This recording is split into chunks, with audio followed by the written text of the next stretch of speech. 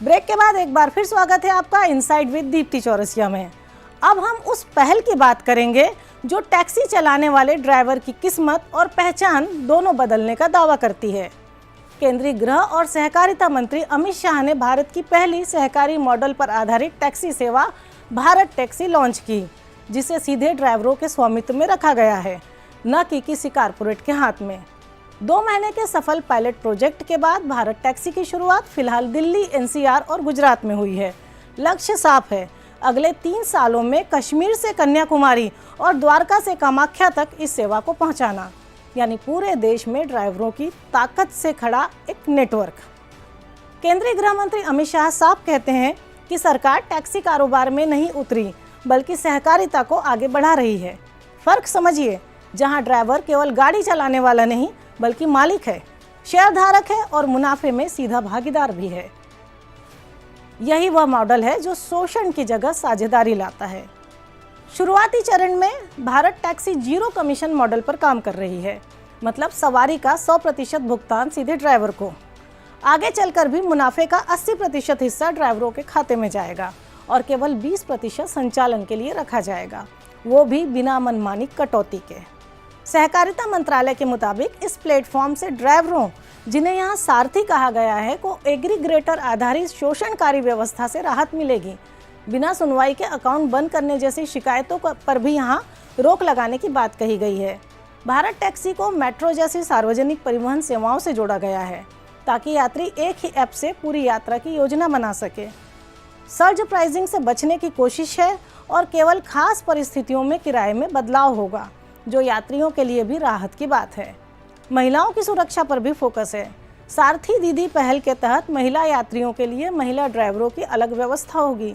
ये app Android और iOS मतलब कि आईफोन दोनों पर उपलब्ध है और साधारण पंजीकरण प्रक्रिया इसे आम लोगों के लिए सुलभ बनाती है। केंद्रीय गृह एवं सहकारिता मंत्री अमित शाह ने भारत टैक्सी का औपचारिक शुभारंभ किया। भारत टैक्सी देश की पहली सहकारी टैक्सी सेवा है, जिसका मकसद निजी कंपनियों के मॉडल से अलग ड्राइवर केंद्रित व्यवस्था को आगे बढ़ाना है।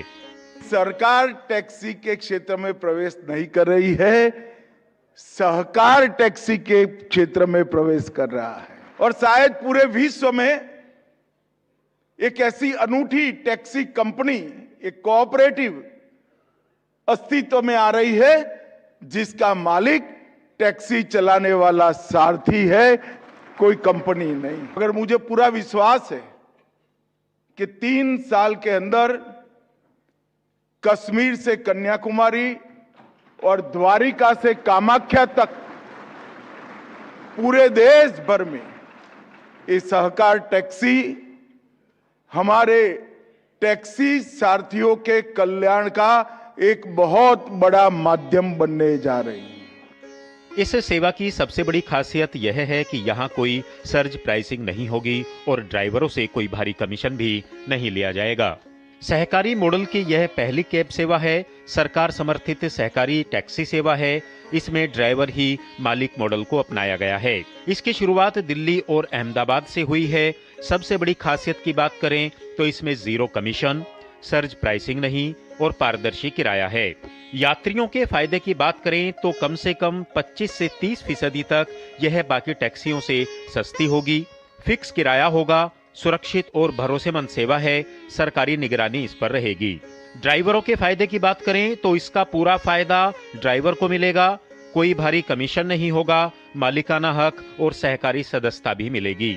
भारत टैक्सी में बीमा और सामाजिक सुरक्षा की बात करें तो इसमें सेफ्टी फीचर्स के लिए SOS बटन दिया गया है, पुलिस इंटीग्रेशन है, ड्राइवर वेरिफिकेशन होगा और 24/7 हेल्पलाइन की भी व्यवस्था है।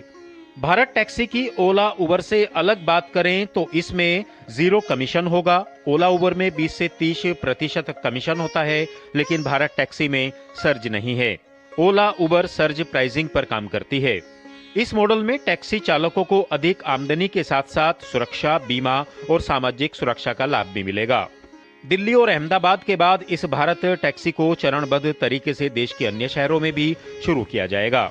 भारत टैक्सी के जरिए सरकार ने सहकारिता के जरिए रोजगार और परिवहन दोनों को नया विकल्प देने की कोशिश की है।